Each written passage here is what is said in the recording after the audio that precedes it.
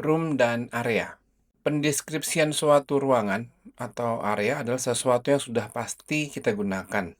Untuk apa? Biasanya untuk analisa luasan KLD, KD, KLB, analisa zoning MEP, dan masih banyak lagi.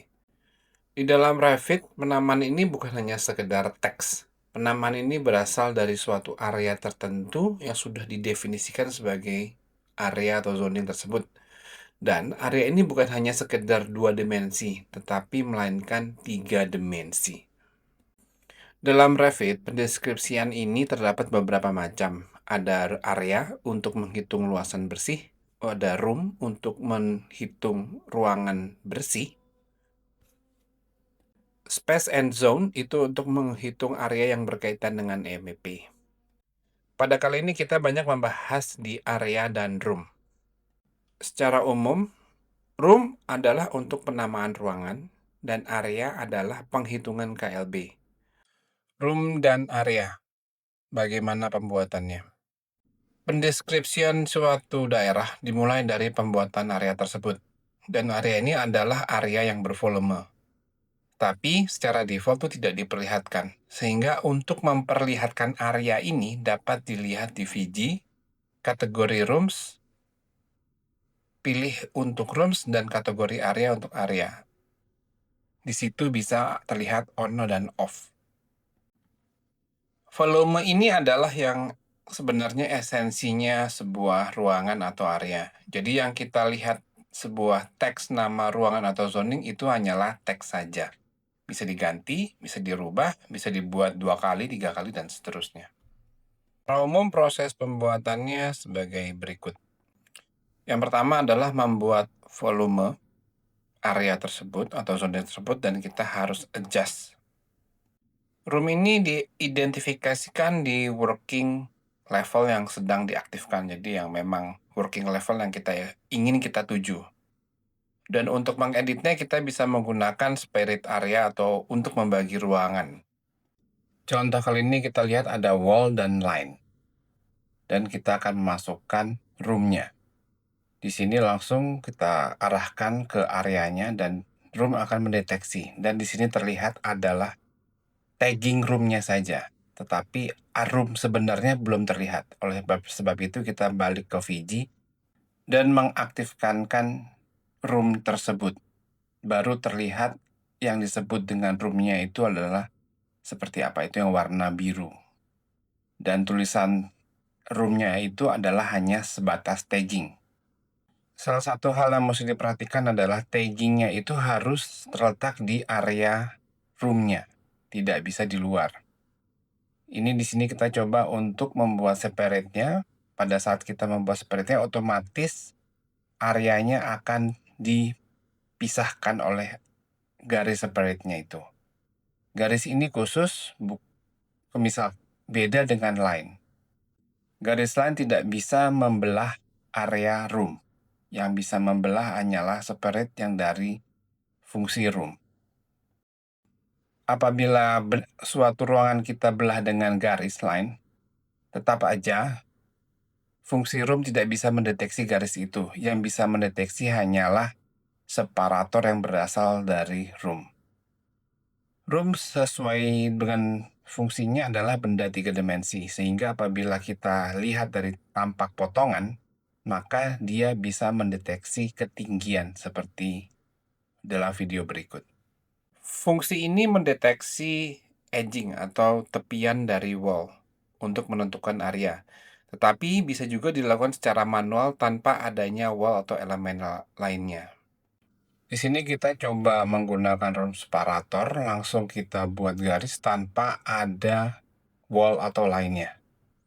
Hanya room separator. Dan di sini kita lihat bahwa fungsi room masih mampu mendeteksi separatornya yang sudah kita buat.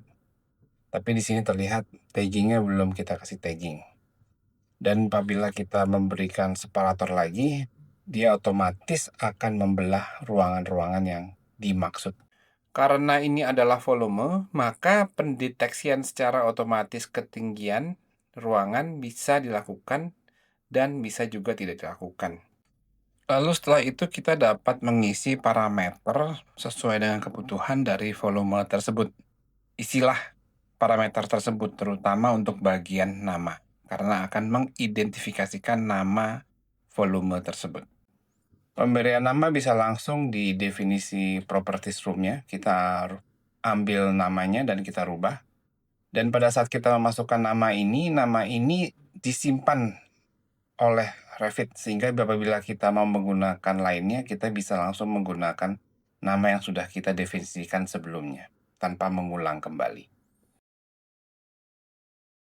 Setelah kita mendefinisikan parameter yang terdapat dalam volume tersebut, kita dapat keluarkan melalui tagging. Gunakan metric room tag dengan kategori area tag atau room tag. Untuk tagging hampir sama dengan prinsip lainnya. Di sini kombinasi antara simbol dan label. Di sini ada label untuk nama ruangannya, nomor ruangannya. Dapat diatur sesuai dengan yang kita inginkan. Agar lebih informatif, maka area ini atau room ini bisa kita beri warna dengan fungsi color scheme. Pewarnaan ini tidak bersifat manual, tetapi berdasarkan suatu sistem. Bisa berdasarkan nama, kelompok nama, atau berdasarkan dari finish-nya, atau berdasarkan dari komen tertentu. Ini untuk pewarnaan kita ambil di color scheme, dan kita pilih kategorinya yang rooms, dan berdasarkan nama. Artinya pewarnaan akan berdasarkan nama. Agar tampilan lebih sempurna di VG, kita memperlihatkan color fill dan interior fill dan reference-nya dapat dimatikan. Area. Sama seperti room, area ini harus mendefinisikan terlebih dahulu volumenya. Dan volume ini secara default memang tidak diperlihatkan. Untuk memperlihatkannya bisa di VG, pilih area. Perbedaan utama dengan room adalah bagaimana tools ini mendeteksi volume. Jika room itu membaca wall dan mendeteksi sisi dalam suatu ruangan tertutup, artinya ruangan bersih. Tetapi area memiliki beberapa aturan yang disebut dengan rules. Sehingga pada saat kita pertama kali membuat area ini, ditanya dahulu terkait hal ini, mau menghitung gross building atau rentable. Pilihlah gross building untuk menghitung total constructed area building alias atau menghitung KDB/KLB. Jika pada room itu dibuat di floor plans, tetapi pada saat kita membuat area, Revit membuat denah baru yang disebut namanya area plans. Yang harus diperhatikan adalah pada saat kita membuat area plan, terdapat dua pilihan, yaitu gross building dan rentable, dan ditanya apakah kita mau membuat plan dari lantai berapa. Setelah itu beda dengan room, fungsi ini akan membentuk grup lantainya sendiri. Dalam hal ini adalah area plans rentables. Dia membuat baru. Jadi dia tidak bekerja di floor plan. Perbedaan lain selain jenis perhitungan area adalah area ini memiliki kemampuan untuk mendefinisikan jenis ruangan. Dan berdasarkan jenis ruangan tersebut, akan menentukan bagaimana dia mendefinisikan volumenya. Ini yang tidak dimiliki dengan room. Area memiliki beberapa jenis ruangan dan akan berpengaruh bagaimana mendeteksi suatu ruangan. Ini contoh building common area, office area, exterior area, floor area. Ini semua adalah bawaan dari Revit. Kegunaan tools ini ada karena di Amerika atau terdapat standar tertentu dan ini tidak digunakan di Indonesia. Sehingga untuk mengantisipasi hal ini, kita menggunakan no rules khusus untuk area. Pastikan ini berbeda dengan nama areanya dan jenis areanya. Di sini kita langsung pakai area plan dan kita pilih gross building, dan Revit akan secara otomatis mendeteksi semampunya Revit dalam mendefinisikan batasan ruangan. Sehingga apabila kita menunjukkan areanya, ada beberapa area yang bisa, ada yang beberapa yang tidak.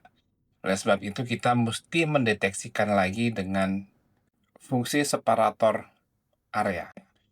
Mesti disadari bahwa dalam pendeteksian ini dilakukan secara otomatis. Ini yang kadangkala tidak sesuai apa yang kita maui. Kenapa? Sebab kadangkala dia mendeteksi di daerah as tembok, sisi luar atau sisi dalam.